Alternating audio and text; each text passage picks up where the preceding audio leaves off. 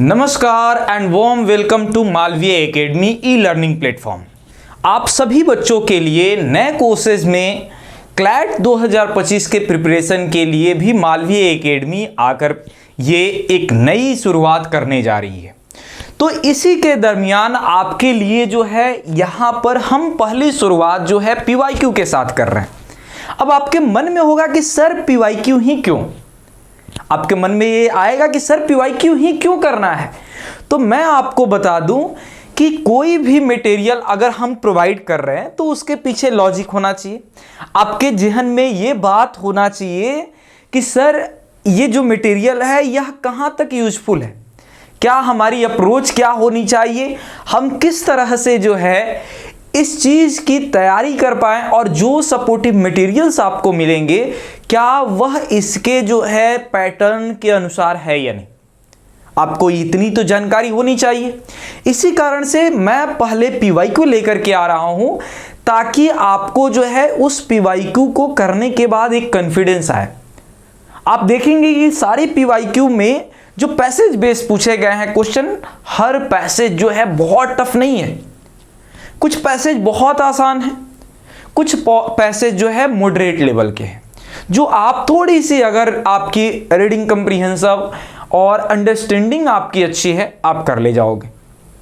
तो उसी के साथ आज पहला जो है आपको 2024 यानी जो लास्ट ईयर ये एग्जामिनेशन हुए हैं, लास्ट ईयर कहने का मतलब कि लास्ट ये से जो सेशन है, क्योंकि अब जो आप एग्जामिनेशन देंगे नेक्स्ट ये 2025 के लिए देंगे, उसमें टोटल जो है आपके 5 पैसेजेस पूछे गए हैं। चूंकि हम सेट ए कर रहे हैं तो इसमें पैसेज की जो सीक्वेंसिंग है वो भी अच्छी तरीके से है, क्योंकि शुरुआत के पैसेज जो है वो आसान है, एक पैसेज जो है थोड़ी सी ये दिमाग लगाने वाला है, उसके बाद फिर और पैसेज भी आपको लास्ट के पैसेज भी आसान मिलेगा।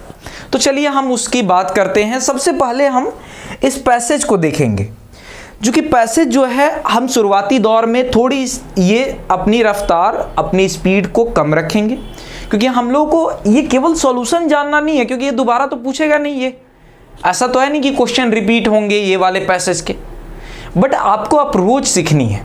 आपको सीखना है कि पैसेज को समझ करके और क्वेश्चन को कैसे अटेम्प्ट करें। तो उस अंडरस्टैंडिंग को डेवलप करने के लिए हम जो है आपको थोड़ी सी इस पैसेज में अलग तरीके से थोड़ा आसान भाषा में समझाते हुए चलेंगे, ताकि आप क्वेश्चन को आंसर देने लायक हो जाए।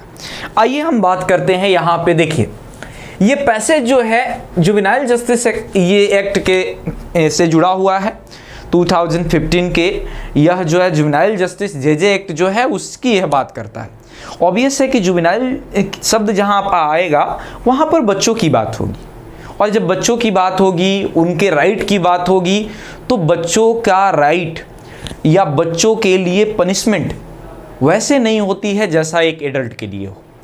उसके लिए थोड़ी सी अलग जो है ये रूल रेगुलेशंस बनाए गए हैं, क्योंकि बच्चे एक रिसोर्स हैं, समाज के रिसोर्स हैं, और वो गलत कर देता है तो ये माना जाता है कि वह जो है अभी डेवलप माइंडेड नहीं था, और अगर लॉ उसको सपोर्ट करता है तो वह जो है फिर से ये ट्रांसफॉर्म करके उसको सोसाइटी में एस्टेब्लिश किया जा सकता है, और वो सोसाइटी के लिए फ्रूटफुल हो सकता है कि शुरुआती गलती करने के बाद एक बच्चा आगे चल के डॉक्टर बन जाए, तो ये तो संभावना है।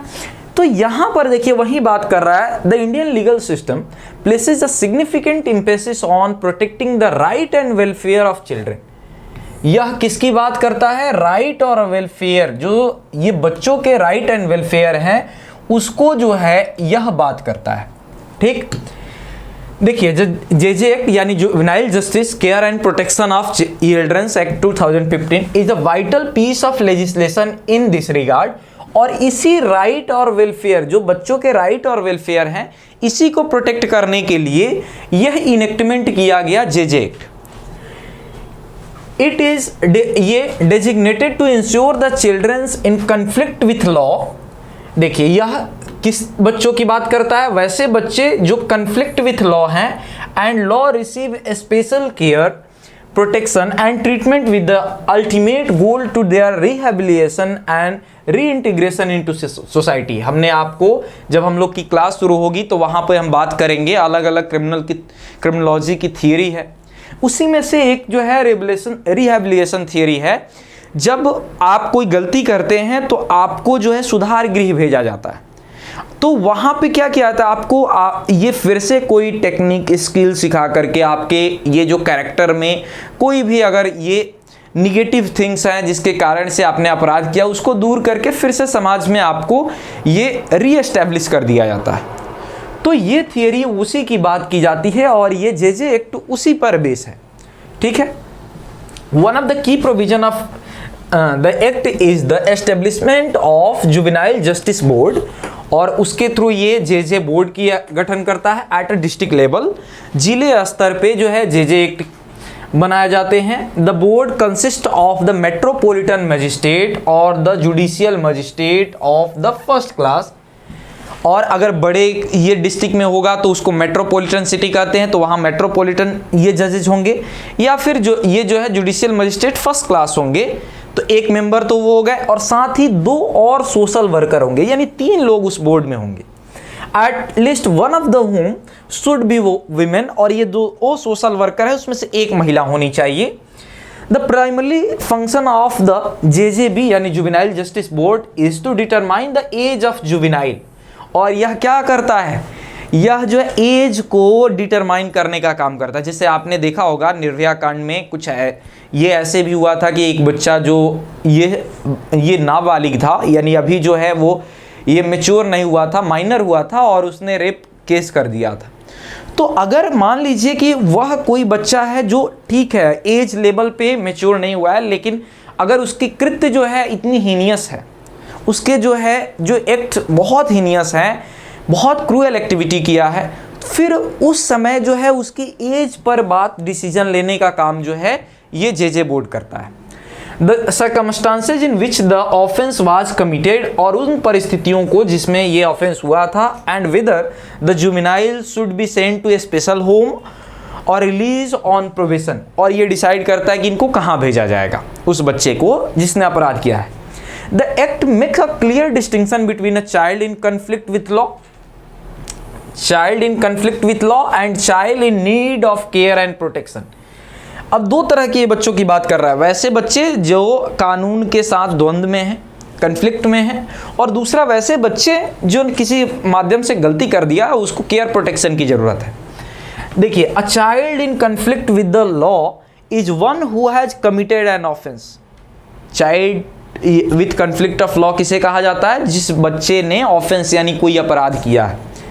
While a child in need of care and protection is child who is vulnerable at the risk and require a special care and support। और child दूसरी कैटेगरी जो है जिसको आप कह रहे हैं child in need of care and protection, वो वैसे बच्चे हैं जिनको कानून का संरक्षण की जरूरत है।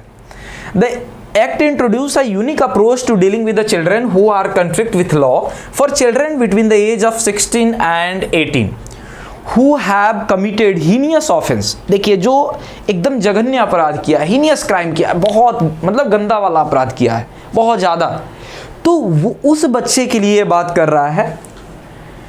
They can be treated as adult, तो उनको एडल्ट की तरह, भले वो जुवेनाइल है, भले वो चाइल्ड है, लेकिन उसको कैसा ट्रीट करेगा, वह एडल्ट की तरह ट्रीट करेगा, subject to the preliminary assessment by the juvenile justice board. और इसका डिसीजन कौन लेगा, जे बोर्ड लेगा। This assessment considered the child mental and physical capacity to commit such an offence, और इसमें देखा जाता है कि उसकी मेंटल और फिजिकल कैपेसिटी क्या थी, क्या उस ऑफेंस को करने के लिए। If the board determines that the child should be tried as an adult, the case is transferred to the regular criminal court। और लगता है कि वो बच्चे ने मेजर वाली हरकत की है, ये अभी नाम बचपन का काम जो है बड़ों वाली कर दिया है, तो उसको भेज दिया जाता है जो रेगुलर क्रिमिनल कोर्ट होते हैं, सामान्य कोर्ट होते हैं वहाँ पे, और बड़ों की तरह उसको ट्रीट किया जाता है। The Act also placed the restriction on the publication of information that could lead to the identification of juvenile offender। इसके अलावा ये एक्ट जो है ये इस पे भी रिस्ट्रिक्शन लगाता है कि कोई इन्फॉर्मेशन वगैरह जो है जो जुवेनाइल जस्टिस के ये बच्चों के जो ऑफेंडर हैं उनके से संबंधित है उसको पब्लिश नहीं करेगा। ठीक। This is done to protect the ये privacy and future prospect of children. वो इसलिए ताकि बच्चे की प्राइवेसी है, और बड़ा होकर के अगर मान लीजिए उसकी वीडियो अपलोड ही हो जाती है, बड़ा होकर के वो कैसे शर्म के मारे सोसाइटी को फेस करेगा। इस कारण से इस इंफॉर्मेशन को पब्लिश करने से मना ही किया गया है कि उसके जो है केसेस को पब्लिश नहीं किया जाएगा। ठीक, अब चलिए इस पैसेज पे देखिए कुछ क्वेश्चंस हैं। यहां पर कह रहा है कि what is the preliminary objective of the juvenile justice care and protection act. देखिए कितना इजी क्वेश्चन है। कह रहे कि क्या जो है इसके ऑब्जेक्टिव है जेजे एक्ट बनाने के पीछे। पनिश चाइल्ड ऑफेंडर, ये तो नहीं आपने पढ़ा।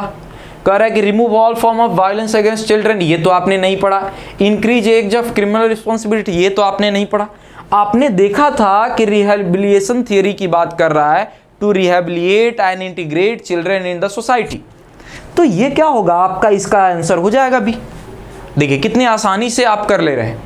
तो ऐसा नहीं है कि क्लैट में बहुत जो है आपको तगड़ी होनी चाहिए, बस आपको थोड़ी सी अंडरस्टैंडिंग इंग्लिश की होनी चाहिए। अगर आप कंप्रीहेंशन को समझ ले रहे हैं, पैसेज को समझ ले रहे हैं, तो आप आंसर कर लेंगे। थोड़ी सी स्पीड बनाने की जरूरत है। करेगी देखिए, who make up the juvenile justice board.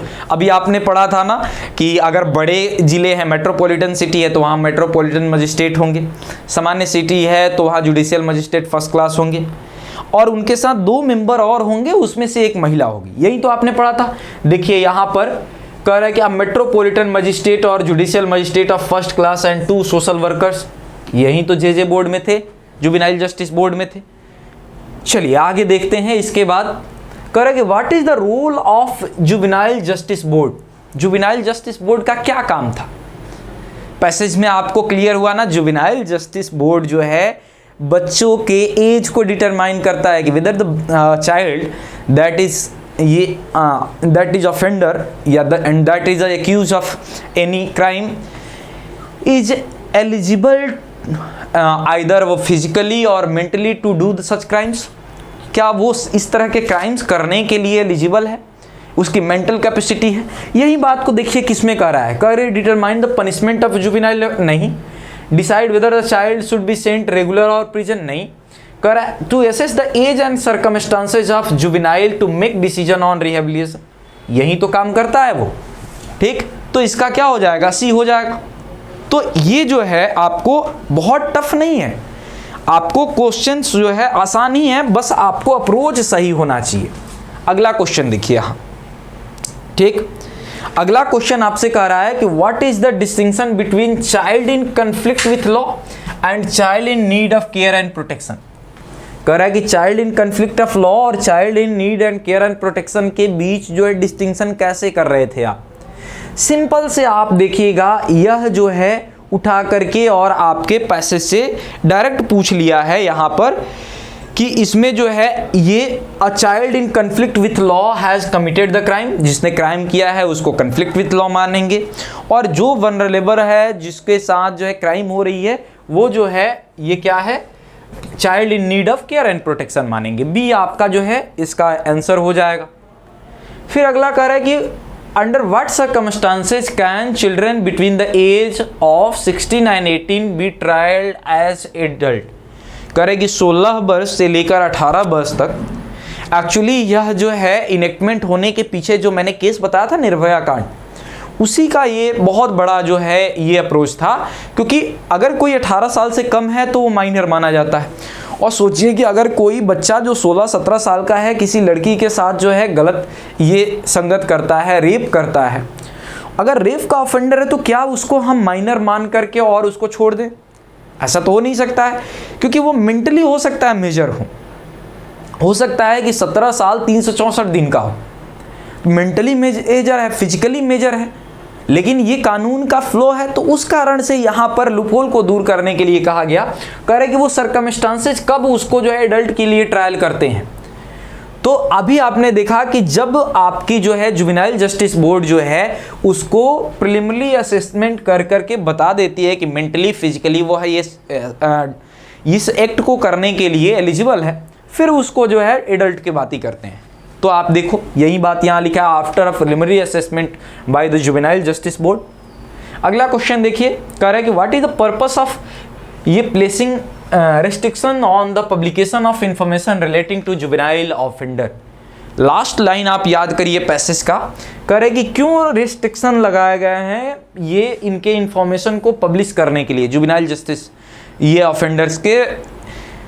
तो यहां पर आप देखेंगे तो क्या increase the age of criminal responsibility, गलत बात। प्रोटेक्ट द ये privacy and future prospects of child, देखिए ये बात एकदम एज इट इज था। तो ये पिछले साल का जो ये पैसेज था बहुत ही आसान था, ये सारे आंसर जो है आपके पैसेज में मिल जाने वाले थे, कोई इसमें इस पैसेज में आपको दिमाग लगाना ही नहीं था। यह बिल्कुल जो है वैसा ही पैसेज था जैसा आप 10-12 क्लास में करते आए हैं, ठीक। इस पैसेज में कोई आपको दिक्कत नहीं। अब देखिए दूसरा पैसेज, दूसरे पैसेज जो है ये डिफेमेशन से संबंधित है। अगर आप डिफेमेशन देखेंगे तो टॉर्ट के अंदर जो है यह सिविल ये रॉन्ग के अंदर आता है, और ये हम बात करेंगे आगे टॉर्ट पढ़ेंगे तो, या इसके अलावा जो है क्रिमिनल लॉ की बात करेंगे तो पुराने आईपीसी के, अब तो आपको बीएनएस आ गया।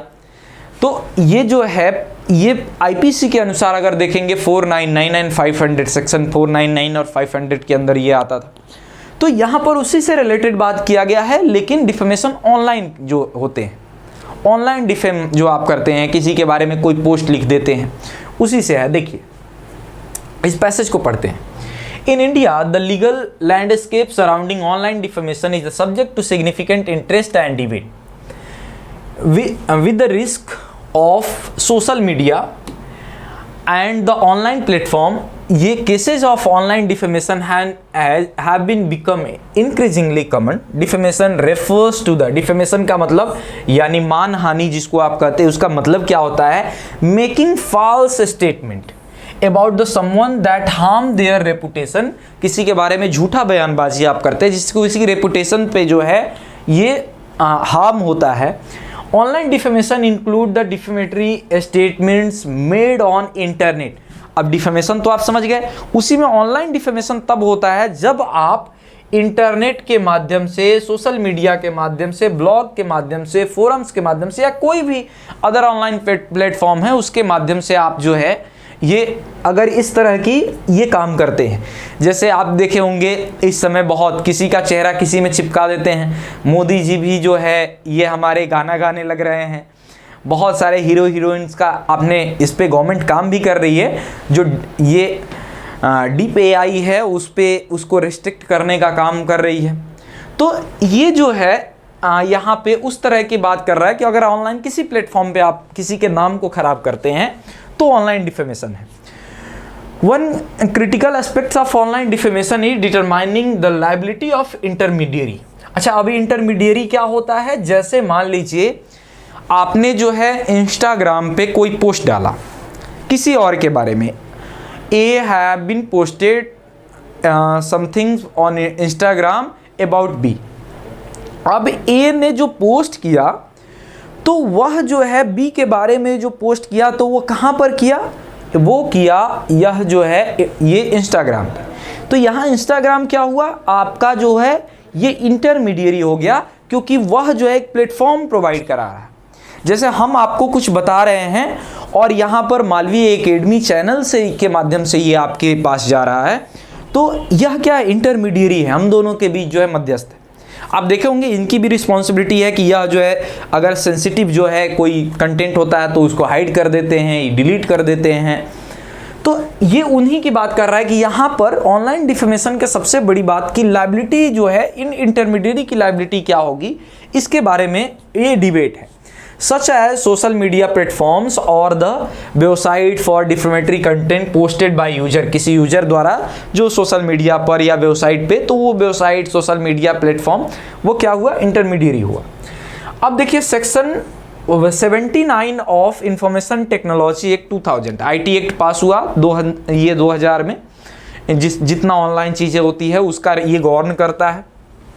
प्रोवाइड अ सेफ ये harbour for the intermediary, starting that they are not liable for third party content if they act as the intermediary and follow due diligence in removing or the disabling access to the content once notified।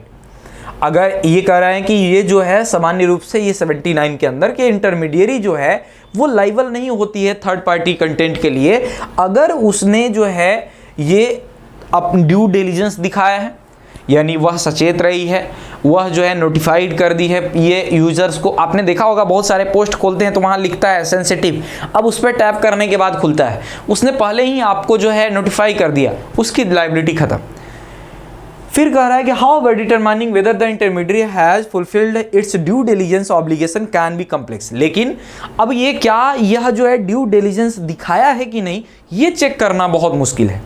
The Indian judiciary has been ये actively ये interpreting this provision one significant case in the Shreya Singhal versus Union of India. Shreya Singhal versus Union of India के case में इस संदर्भ में बात की गई in which the Supreme Court clarified that intermediary had the required to act upon the valid court order to the government directive for the content removal, not upon the private complaint। और इसमें clearly ये बात कहा गया कि जो भी intermediate है ये गवर्नमेंट के डायरेक्शन पे या कोर्ट के ऑर्डर पे ही कोई कंटेंट हटाएगी, बाकी प्राइवेट जो है कोई कंप्लेंट आता है उस पे वो कंटेंट नहीं हटाएगी और उसके लिए वो लाइबल नहीं होगी, उसके लिए उसकी जिम्मेदारी नहीं होगी। लेकिन कोर्ट अगर ये ऑर्डर देता है या गवर्नमेंट कोई अगर ये ऑर्डर देती है तो उसको वो कंटेंट हटाना पड़ेगा। ये किस केस में कहा गया? Shreya Singhal versus Union of India में कहा गया। देखिए आगे, the court also emphasis that the intermediate should not take a protective role in monitoring content. दूसरा ये भी कहा गया कि यह जो है ये इंटरमीडिएट को प्रोटेक्टिव रोल जो है कंटेंट के लिए नहीं करना चाहिए, एज दिस कुड ये potentially infringe the free speech, क्योंकि यह जो है अगर वो आगे बढ़ करके बहुत ज़्यादा जो है ये आक्रामक होकर के और ये इस बात को लागू करता है बहुत ये कायदे कानून को, तो फिर फ्री स्पीच का बात खत्म हो जाएगा। हम कुछ भी बोलेंगे उसको हटा देगा, वो थोड़ा भी इधर उधर आप देखेंगे थोड़ा सा उसको लगेगा कि यह जो है, तो ये आपके फ्रीडम ऑफ स्पीच पे हानि करेगा। While the law provides a safe harbor, it does not absolve intermediary from their responsibility. Online defamation case often involve a balancing between the right of freedom of expression and right to reputation. अब ये दो के बीच balance करने का काम करता है। एक तरफ है राइट ऑफ रेपुटेशन, किसी का रेपुटेशन हार्म ना हो, और दूसरे तरफ है फ्रीडम ऑफ स्पीच भी ना छिन जाए। इसी दोनों के बीच जो है ये बैलेंसिंग करने का काम करता है। The Indian legal system require a careful examination of context and intent of the statement to the determine whether they qualify a defamatory. और यह लीगल सिस्टम जो है यह बहुत केयरफुल एग्जामिन करता है उस कंटेंट को, कंटेक्स्ट को, इंटेंट को, कि क्या यह किसी के जो है डिफेमेटरी है किसी के लिए या नहीं। The plaintiff is online defamation case must prove that a statement was false, damaging to the reputation and made with a degree of fault such as negligence or actual। ये अब यहाँ पर आपको देखेंगे कि ये प्लेंटिफ को ये प्रूफ करना है कि उससे उसको डैमेज हुई, वो स्टेटमेंट गलत है और इसके कारण जो है वो किसी ने मेलाफाइड जो है उसको पोस्ट किया है। तो ये अब इस पैसेज से संबंधित आपके कुछ क्वेश्चंस हैं। देखिए यहाँ पर कह रहा है what is preliminary focus of passage. क्या बच्चों वाला क्वेश्चन है, कह रहा है कि इस पैसेज का मेन फोकस क्या है। मेन फोकस क्या है, किस चीज का बार बार जिक्र हो रहा है। अब कहोगे rise of social media in India, नहीं। Legal aspects of online defamation in India, बिल्कुल सही, यही तो डिफेमेशन का ही बात हो रहा है। रोल ऑफ, अब देखिए इंटरमीडिएरी यहाँ पे आप करेंगे, मेन पैसेज का रोल ये है, उसके सपोर्ट के लिए इसकी बात हो रही है। मेन फोकस एरिया क्या है, डिफेमेशन, क्योंकि बार बार ये डिफेमेशन पे बात हो रही है। इंटरमीडिएरी की तो एक बार बात हुआ कि उसकी रोल जो है डिफेमेशन में क्या है, तो ये क्या हो जाएगा, आपके ऑप्शन बी हो जाएंगे। ठीक, चल अगले क्वेश्चन पे, what is the online defamation as describe in passage. कह रहा पैसेज में ऑनलाइन ये डिफेमेशन को कैसे कहा गया है। देखो भैया कितना ये कह रहा, making harmful statement about someone in person, किसी को नुकसान पहुंचाने वाला स्टेटमेंट देना, ये ऑनलाइन ये डिफेमेशन हो सकता है, बट ऑनलाइन तो नहीं है। यहाँ क्या पूछा है, ऑनलाइन डिफेमेशन, तो ये तो नहीं है। अब देखो कह रहा है false statement made on the internet that harm someone reputation, ये सही है। इंटरनेट पर जो है किसी के बारे में जो है फॉल्स स्टेटमेंट करना, ठीक। आगे आते हैं, what is the significance of section 79 of the information technology act 2000 as mention in passage. कह रहा है कि ये जो है सेक्शन 79 जो है वह क्या इसमें उसका जो है रोल है, उस ये आपको पैसेज में क्लियरली बताया गया। अब कह रहा है कि defined defamation law in India, it provide safe harbour to intermediate in case of the online defamation, ये regulate the content of social media, allow private complaint. तो आप देखेंगे क्लियरली ये बात जो है बी वाली ये कहा गया था। देखिए जहाँ पे हमने ये यहाँ देखिए 79 जो है provide a safe harbour for intermediary, clearly लिखा गया ना पैसेज में, बस वो पढ़ करके आंसर दे देना है। इतना भी टफ नहीं है कि हमारे बच्चे जो है लैंग्वेज के कारण से इसको ये हवा बना कर रखे हैं लोगों ने। चलो अगले क्वेश्चन पे आओ। According to supreme Court in Shreya Singhal versus Union of India case, under what circumstances should intermediary act in response to the content removal. कह रहे कि किस परिस्थिति में कंटेंट हटाना चाहिए, ये Shreya Singhal versus Union of India के केस में क्या बात कही गई। कह रहा है कि रिसीविंग प्राइवेट कंप्लेन, नहीं भाई प्राइवेट कंप्लेन पे तो कहा कि बिल्कुल नहीं हटाना है, कोर्ट के वैलिड कोई ऑर्डर हो या गवर्नमेंट का कोई ऑर्डर हो तभी हटाना है। तो ये अपन अ वैलिड कोर्ट ऑर्डर और गवर्नमेंट डायरेक्टिव्स, अगर ये सरकार का निर्देश हो या कोर्ट का ऑर्डर हो तभी। देखो आसान है। अगले क्वेश्चन पे आते हैं, how does the Indian legal system balance the right of freedom of expression and right of reputation in online defamation case. करें किस तरह से बैलेंस करने का काम करता है दोनों का। एक तरफ है राइट ऑफ ये फ्रीडम ऑफ एक्सप्रेशन और दूसरे है right to reputation in online defamation. तो ये दोनों के बीच वो किस तरह से जो है वो कह रहा है कि ये फेवर करता है फ्रीडम ऑफ एक्सप्रेस का, अगर एक तरफ फेवर कर दिया कैसे दूसरे तरफ वो बैलेंस करेगा। ये फेवर करता है रेपुटेशन का, ये भी गलत। बैलेंसिंग का मतलब होता है दोनों को बराबर करना। देखिए तीसरा कह रहा है कि by carefully examining content context and intent of statement. यही तो आपने पढ़ा था ऑनलाइन इन डिफेमेशन में, एकदम यही चीज थी। आगे आ जाइए। In the online defamation case vast must be plenty proof about the ये डिफेमेटरी स्टेटमेंट। कह रहा है कि ऑनलाइन डिफेमेशन केस में यह क्या प्रूफ करना होता है, प्लेंटिफ को क्या प्रूफ करना होता है। तो आप देखेंगे प्लेंटिफ को प्रूफ करना होता है that it was false, damaging to their reputation and made with the degree of fault. ठीक, आप देखोगे सबको ये पढ़ करके तो ये सबसे सुटेबल आपको लगेगा। और ये बात कही भी गई थी, लास्ट लाइन आप देखोगे तो ये पैसेज के लास्ट लाइन में। अगला क्वेश्चन कह रहा है what is role of intermediary in the context of online defamation case. जो मध्यस्थ हैं ये इंटरमीडिएरी जो है उनका जो है रोल क्या है। To actively monitor and censor the context and to act upon the private complaint, removal private वाला नहीं, completely absolute themself for liability, to encourage the ये ऑनलाइन डिफेमेशन। अगर इसको आप देखोगे कि इसमें यह क्या बोलते हैं कि ये क्या इसका रोल है इसमें, तो देखिए वो क्या करता है, वह मॉनिटर करता है, वह कंकर करता है। तो ये आपको सबसे जो है सुटेबल क्या हो जाएगा, टू मॉनिटर एंड कंकर। ठीक, टू मॉनिटर एंड कंकर। ठीक, चलिए अगले क्वेश्चन पे आते हैं।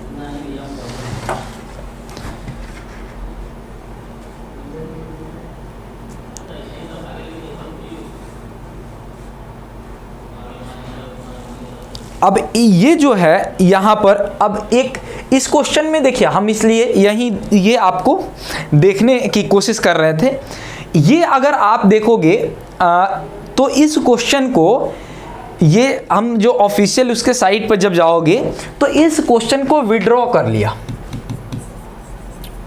इस क्वेश्चन को आंसर की में विड्रॉ कर लिया गया, क्योंकि इसका जो है ये यहाँ पर ये सेंसर शब्द जो है, मॉनिटर तो ठीक है लेकिन ये सेंसर शब्द जो है थोड़ा सा ज़्यादा हो गया, जबकि इसको जो है इस कारण से इसको ये सुटेबल जो है ये आपको आंसर इसका नहीं आ रहा था, इसलिए इसको क्या किया गया, विड्रॉ कर लिया गया।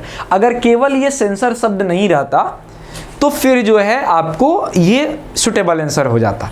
बट अगर इसको आपको आंसर करना होगा तो आप जो है इसको ये एक ए कर सकते हैं इसका आंसर, लेकिन अगर जो है ये इस केस को ऑफिशियल देखेंगे तो हटा लिया गया, यानी ये क्वेश्चन को विड्रॉ कर लिया गया था। चलिए अगला क्वेश्चन देखिए। यहाँ पे थोड़ा सा ये क्वेश्चन आपके लिए थोड़ी अंडरस्टैंडिंग का हो सकता है, थोड़ा सा आपको समझने वाला क्वेश्चन ये हो सकता है, बट बहुत टफ नहीं है। आपको ध्यान से सुनना है केवल। देखिए इसको मान लीजिए जैसे एडिटर गिल्ड, ये एडिटर गिल्ड ऑफ इंडिया, मान लीजिए कोई न्यूज़पेपर है, कोई मैगजीन्स है, ऐसे मान लीजिए आप, ठीक। The editor guilds of India has express concern over the ये draconian provisions of the press and registration of the periodicals. अब यह जो है ये एक बिल आया न्यूज़पेपर्स और जो ये वीकली मैगजीन्स पीरियोडिकल्स जो आते हैं उसको ये जो है लेकर के, उसी पर एक डिबेट छपा, एक एडिटोरियल छपा और उसी का संदर्भ यहाँ पर दिया गया है। That can have the adverse effect of the freedom of press. कहा गया कि अगर जो है ये अगर उस पर रोक लगा देते हैं, अगर ये गवर्नमेंट उसको रेगुलेट करने लगती है तो ये फ्रीडम ऑफ प्रेस को जो है कंकर करेगा, एडवर्स इफेक्ट उस पर डालेगा, निगेटिव इम्पैक्ट डालेगा, ठीक।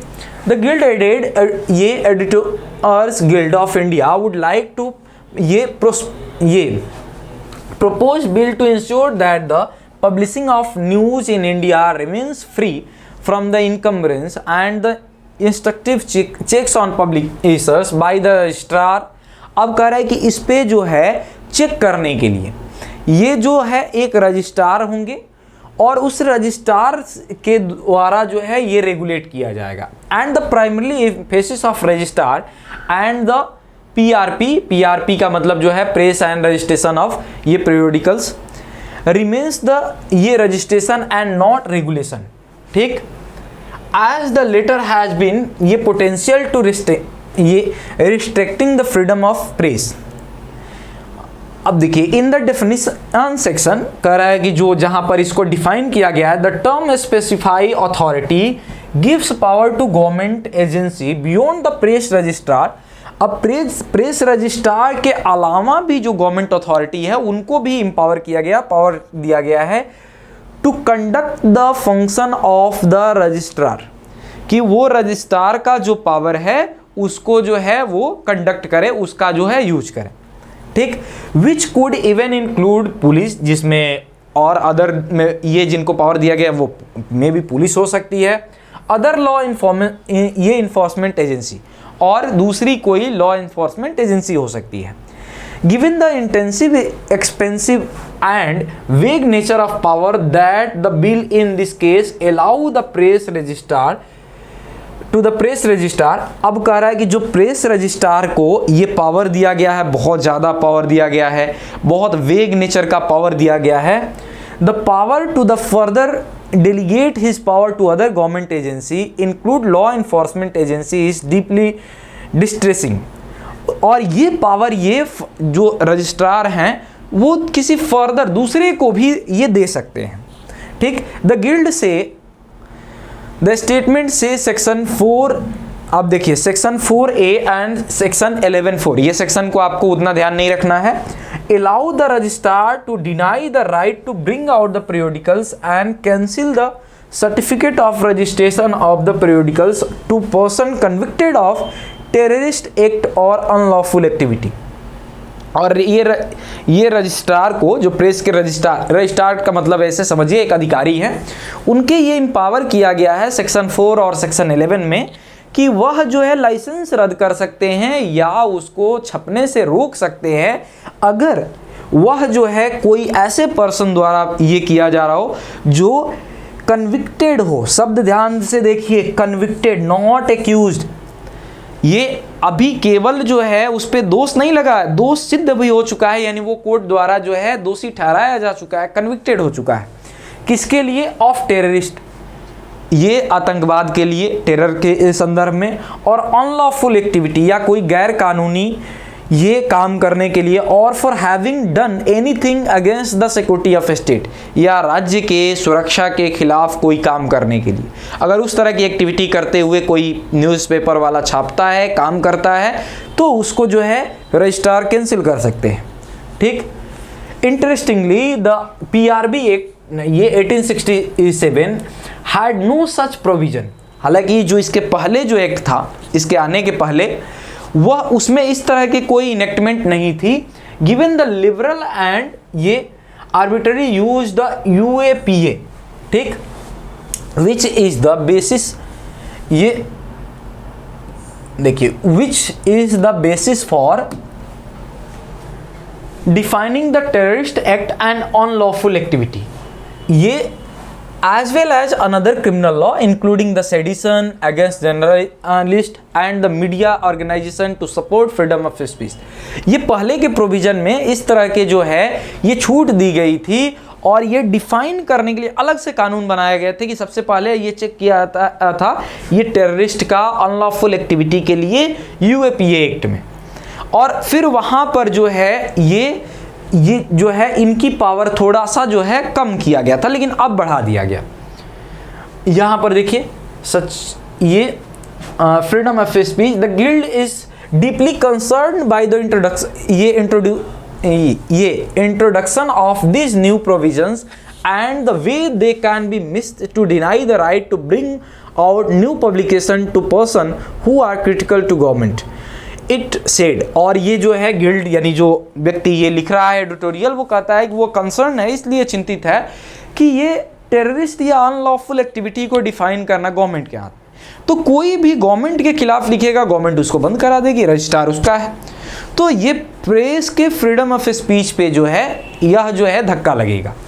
अनदर द ये अमॉन्ग द अदर ये worrisome provision listed by the guild in section 6B, इसके अलावा एक और बात पे वो चिंता जताता है, which give the power to the press registrar, दूसरा जो ये प्रेस रजिस्ट्रार को पावर दिया गया है, as well as the any other specified authority, या इसके अलावा जो दूसरी भी अथॉरिटी जिसको वो एम्पावर करेगा registrar, to enter the premises of periodicals to inspect और take copies of the relevant records, जहाँ पर वो प्रेस जो छप रहा है, जहाँ पीरियोडिकल्स, जहाँ मैगजीन्स छप रही है, वहाँ पर इंटर करने का और उसकी एक कॉपी लेकर के इंस्पेक्ट करने का, या उनके रेलिवेंट रिकॉर्ड्स देखने का, और डॉक्यूमेंट और ask any question necessary for या obtaining any information required to be furnish, या किसी और तरह के जो है इंफॉर्मेशन पूछने के लिए। ठीक। अब ये लिखा हुआ है, देखिए, ये exacted with the edit and revision from the editors guild of Indian express concern over the ये draconian provision of the press and registration of the periodicals bill 2023 publish in the Telegraph date 7/8/2023। ये इस date को ये publish हुआ था, वहाँ से exact यह जो है उठा लिया गया। थोड़ी सी इंडियन एक्सप्रेस या आप इस तरह की जो है न्यूज़पेपर देखेंगे तो ये इंडिया एक्सप्रेस को या फिर इस तरह के थोड़ी सी लैंग्वेज उसकी स्टैंडर्ड होती है, तो इस कारण से आपको कुछ शब्द जो है अलग दिखाई देंगे इसमें। चलिए हम देखते हैं इसके क्वेश्चंस को। अब देखिए यह कह रहा है कि PRB will define newspaper to means of periodicals to loose folded sheet. कह रहा है कि PRB बिल्स डेफिनेशन बताता है कि न्यूज़पेपर का मतलब होता है कि वैसा periodicals जो लूज फोल्डेड सीट्स में हो, यूजुअली प्रिंटेड और न्यूज़ प्रिंट, जो न्यूज़ प्रिंट में प्रिंट किया गया हो, एंड ब्रॉट आउट डेली और at least once in a week, चाहे वीकली और डेली उसको ला के बेचा जा रहा हो, कंटेनिंग इन्फॉर्मेशन और करंट इवेंट्स, जो इन्फॉर्मेशन और करंट इवेंट हो, पब्लिक न्यूज़ हो, कमेंट्स हो on public news, who among the following is covered in definition of newspaper. कह रहा है कि न्यूज़पेपर के डिफिनीशन में क्या कवर होगा।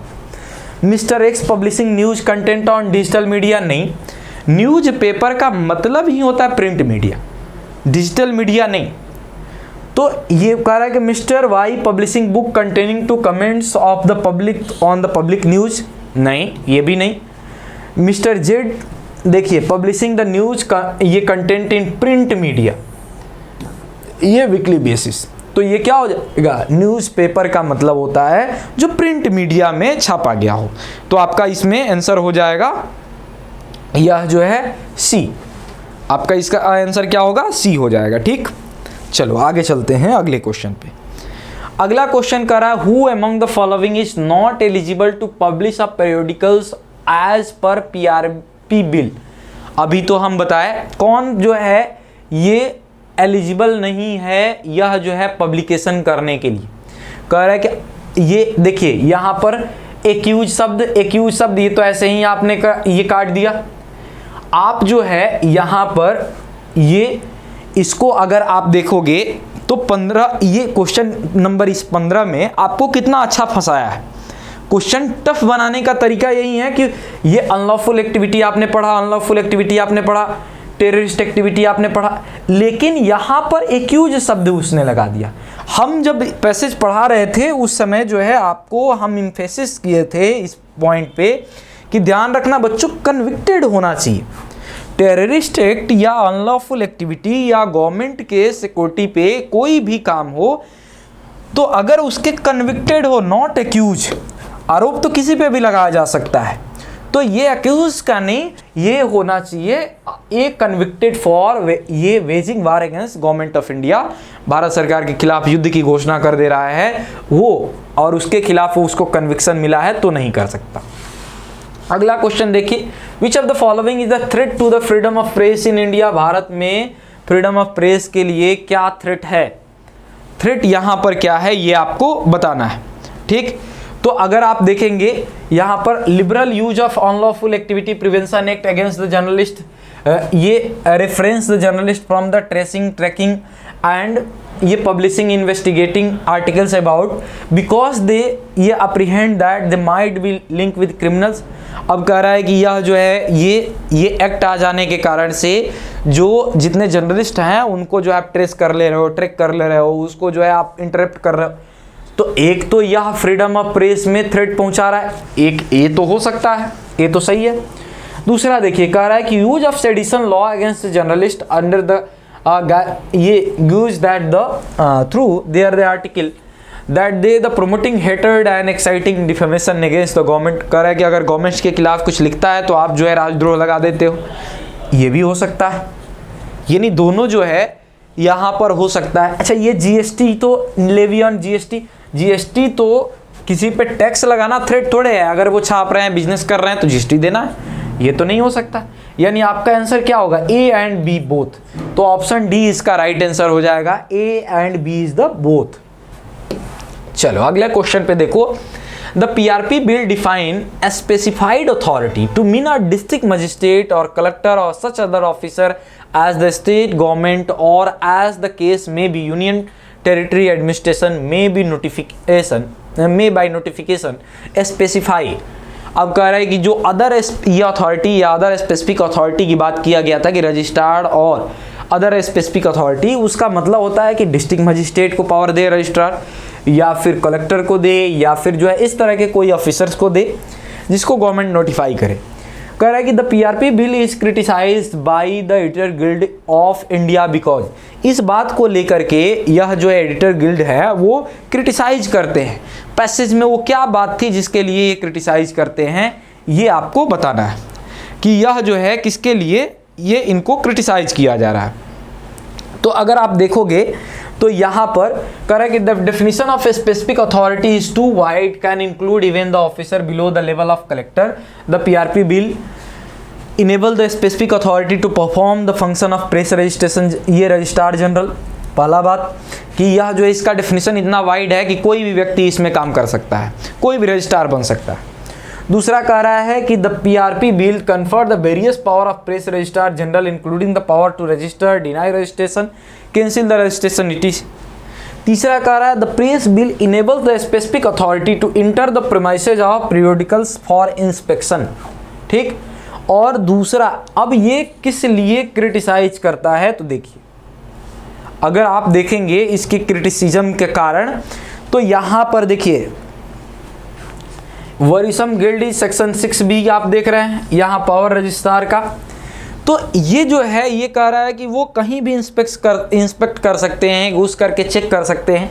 तो इसके जो है एक यहाँ पर एक कारण ये है, यह जो है ये दूसरा जो है आप देखोगे यहाँ पर रजिस्ट्रार्ड के बारे में तो यह कहता है कि वह जो है सेक्शन में स्पेसिफिक अथॉरिटी जो है वो पावर देता है, इसके बारे में वो बात करता है, ठीक। लेकिन यहाँ पर कहीं भी ऐसा नहीं लिखा गया है कि वह जो है इसके लिए चिंतित है। एडिटर जो है कहीं भी इस तरह की बात नहीं करता है। तो आपको अगर कायदे से देखें तो आंसर क्या होना चाहिए इसका, केवल जो और केवल ये आपका सी होना चाहिए, ठीक, ये सी होना चाहिए। आप कंफ्यूज होकर के कुछ लोगों ने ये जो है डी भी आंसर बता दिया है, बट अगर आप ऑफिशियल की में देखोगे या पैसेज को अगर केयरफुली पढ़ोगे तो आपको लगेगा कि यह सी की बात कर रहा है, क्योंकि यहाँ पर ये लिख रहा है, देखिए क्रिटिसाइज की बात कर रहा है, ठीक। तो यह जो है इसके कारण से वो ज़्यादा क्रिटिसाइज करता है, ये उसका सपोर्टिव कारण है। चलो अगले क्वेश्चन पे आते हैं। Freedom of press is not specifically granted under the constitution of India but is implied in article 91A। अब देखिए यहाँ पे freedom of speech and expression, therefore freedom of ये press is part of freedom, ये fundamental right. यह जो है ये फ्रीडम ऑफ स्पीच का है, बहुत ही आसान है, इसको जो ही आप पढ़ोगे कह रहा है कि ये कॉन्स्टिट्यूशन में स्पेसिफिकली ग्रांटेड नहीं किया गया फ्रीडम ऑफ स्पीच को, ये फ्रीडम ऑफ प्रेस को, लेकिन फ्रीडम ऑफ स्पीच के अंदर ही इसको इंक्लूड कर लिया गया है। अब यहाँ पर इसके जो है ये पूछ रहा है कि उसके सपोर्टिव कारण जो है आपको बताना है। Freedom of press being a fundamental right, no law can be made for the registration and denial of registration. गलत बात। कह रहा है कि ये फंडामेंटल राइट है तो इसके लिए कोई कानून ही नहीं बना सकता। अभी हमने देखा कि कानून बना हुआ है इसके लिए, 1967 में भी बना और फिर नया जो है ये PRV बिल भी आया। अब ये दूसरा देखिए, कह रहा है fundamental right are not absolute right, the reasonable restriction can be imposed. ये बिल्कुल सही बात है कि यह जो है ये एब्सोल्यूट राइट नहीं है, इस पे जो है यह आपको ये किसी तरह की जो है रीजनेबल रिस्ट्रिक्शन लगाया जा सकता है। फिर कह रहा है फ्रीडम ऑफ प्रेस ये being a fundamental right, journalist and press is extended from the, ये नहीं होगा तो आपका बी आंसर हो जाएगा। चलो, PRP bill denied the right of publish periodicals to the person who has been found to have the committed a terrorist act and has been convicted by the competent court in India. Which of the following is the most appropriate reason? कह रहा है कि कोई व्यक्ति जो अगर terrorist act के अंदर जो है उसको अगर क्रिमिनल के रूप में ये लाइबल ठहराया गया है तो वह जो है इस तरह के काम नहीं कर सकता है। एक मिनट,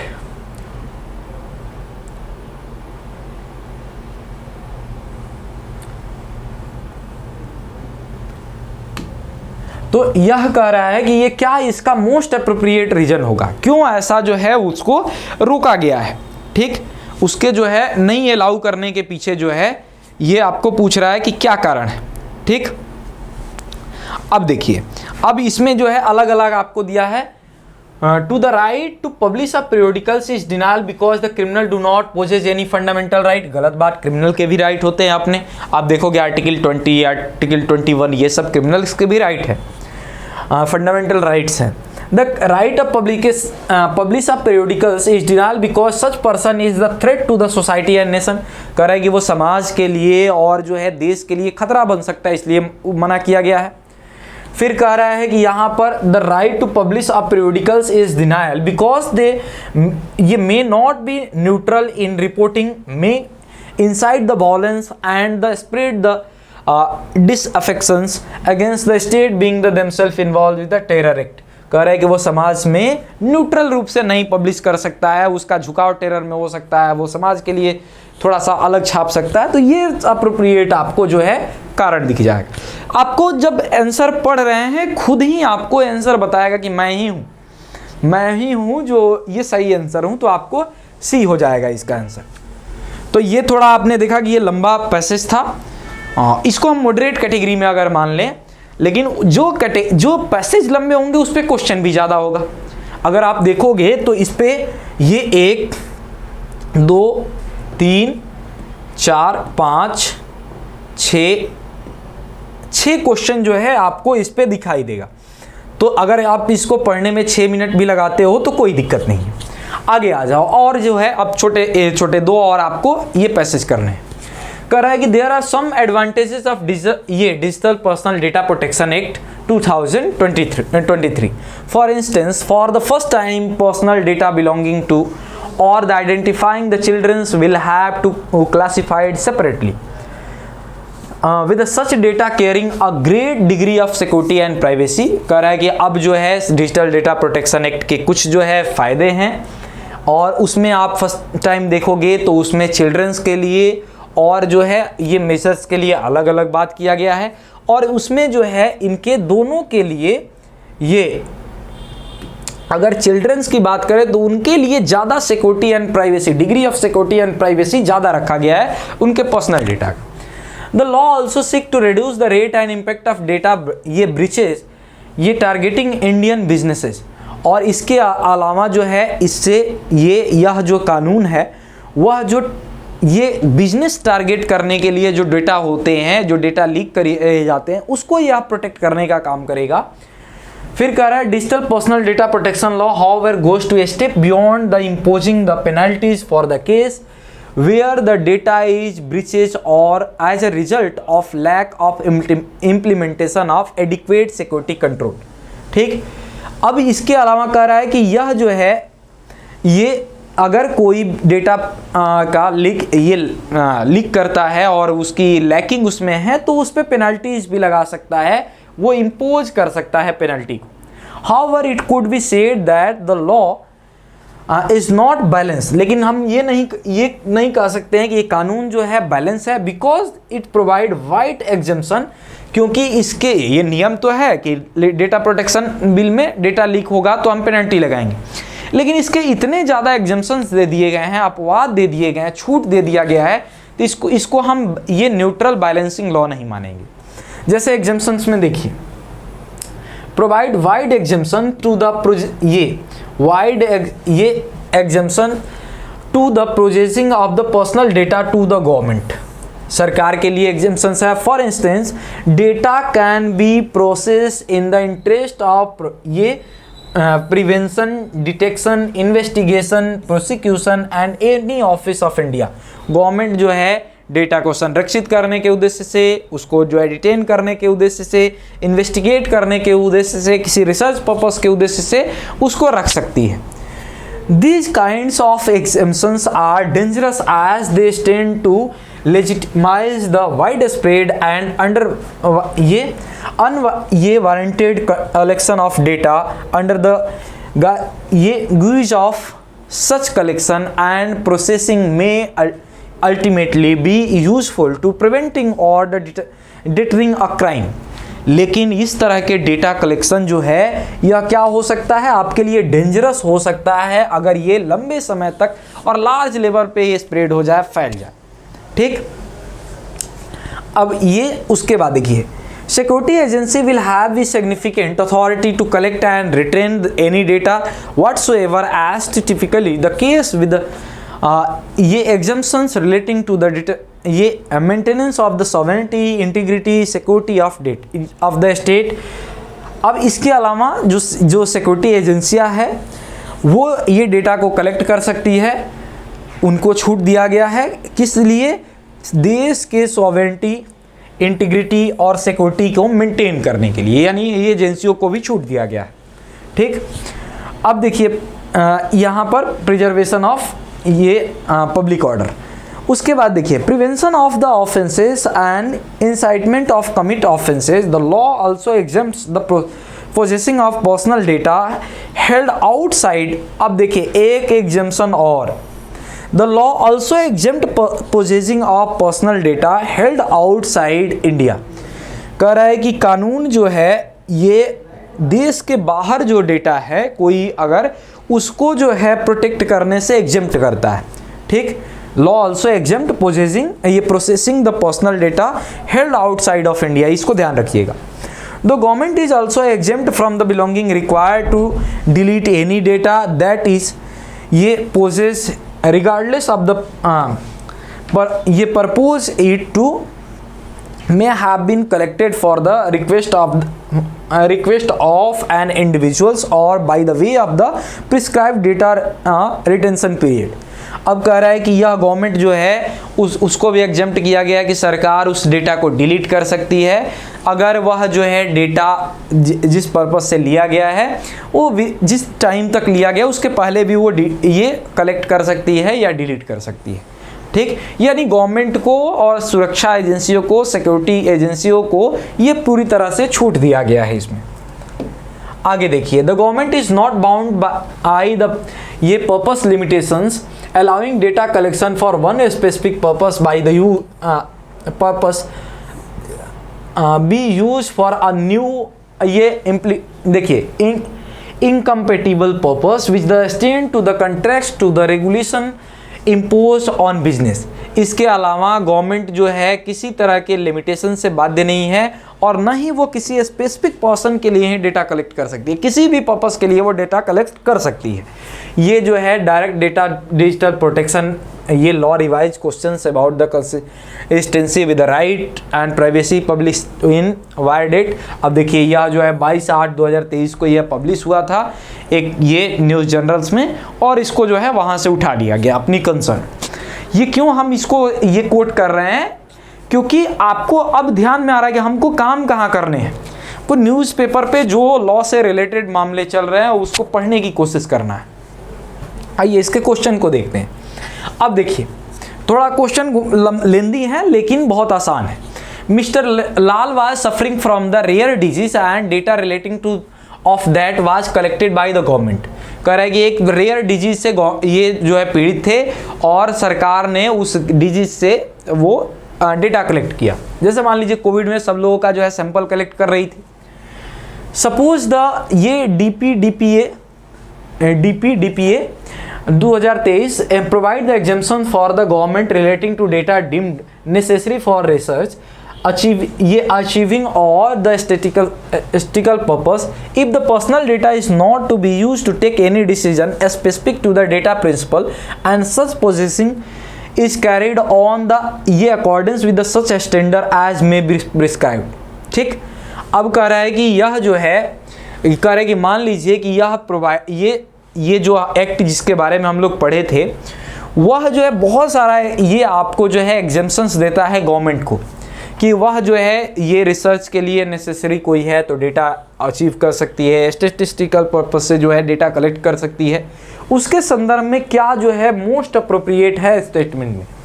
ठीक, यहाँ पे आपको यही पूछा है कि यह जो है मोस्ट अप्रोप्रिएट क्या है।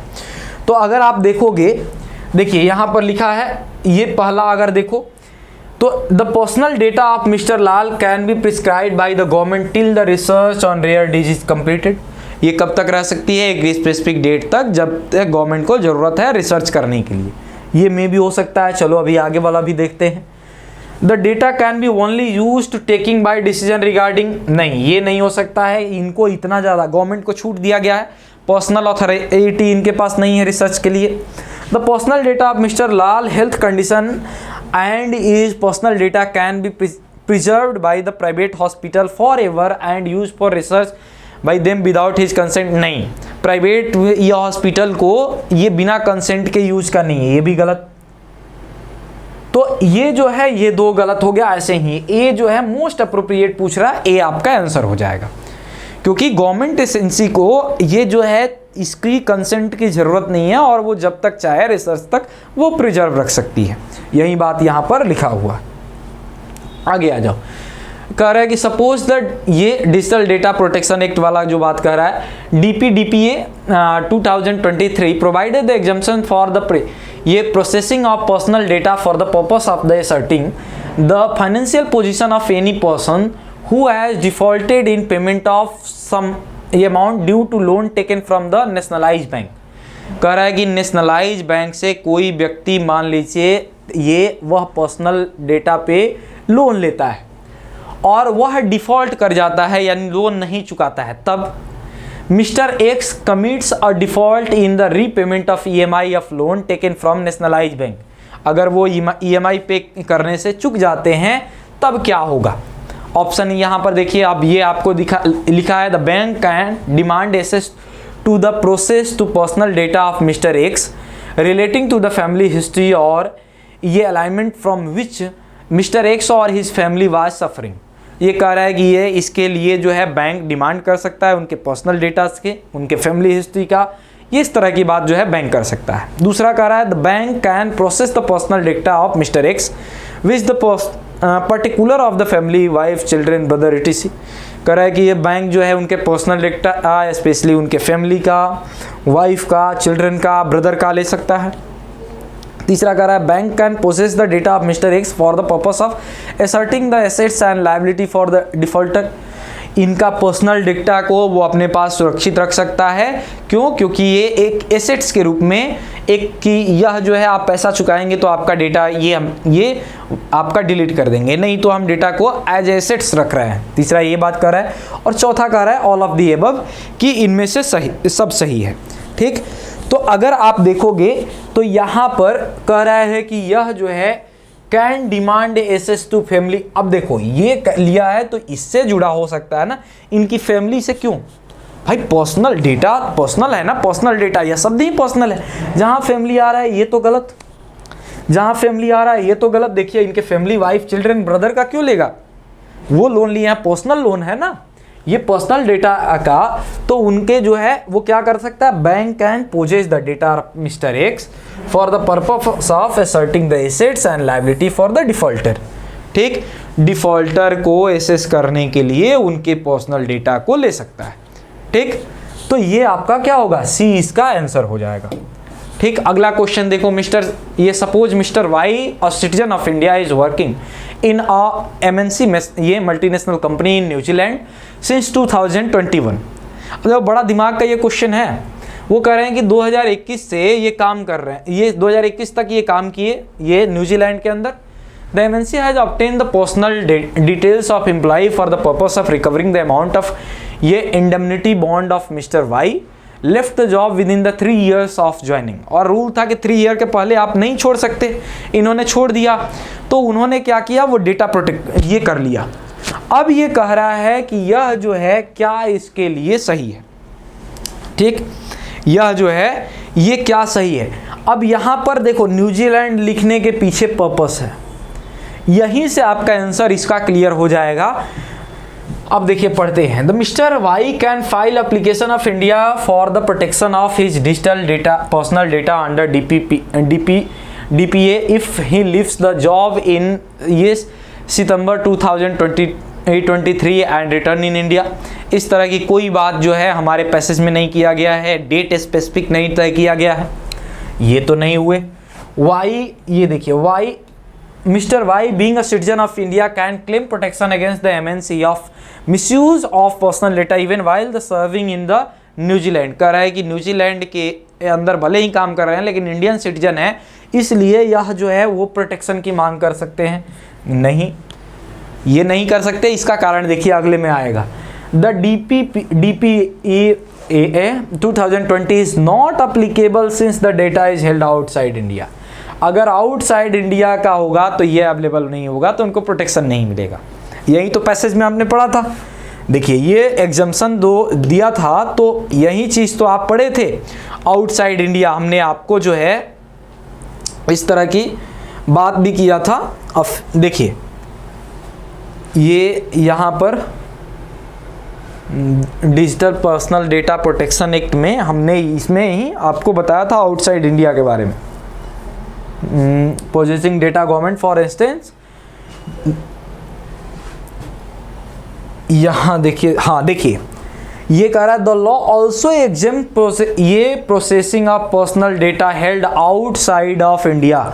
भारत के बाहर जो है कोई डेटा है तो उसकी सुरक्षा नहीं देता है, वहाँ से एग्जेम्पशन है, वो भी अपवाद, तो वो उसको छूट दिया गया है, इसलिए ये लागू नहीं होगा। तो आपका आंसर क्या होगा?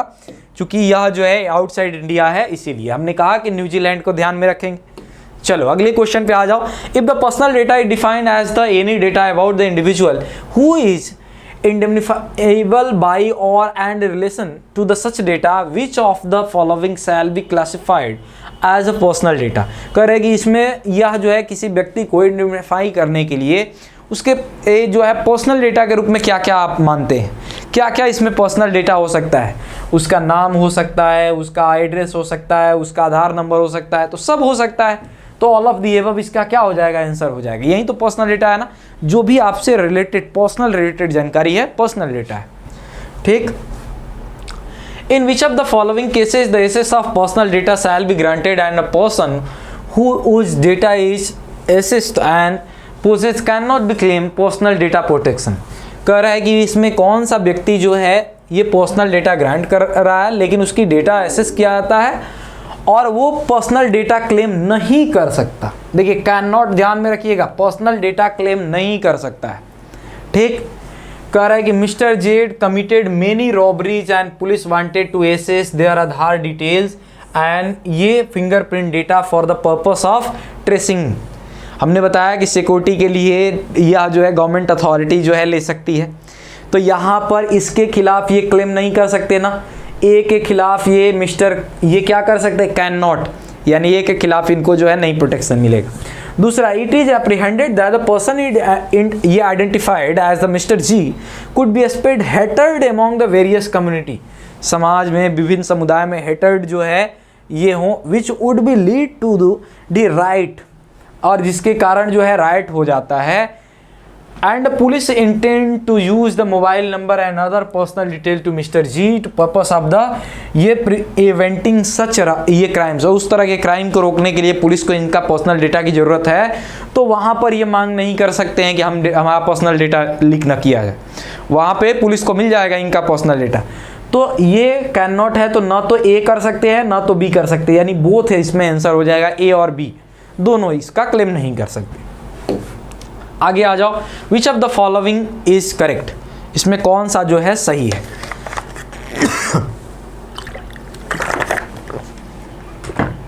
Personal data collected by a health service provided can be sold to an insurance.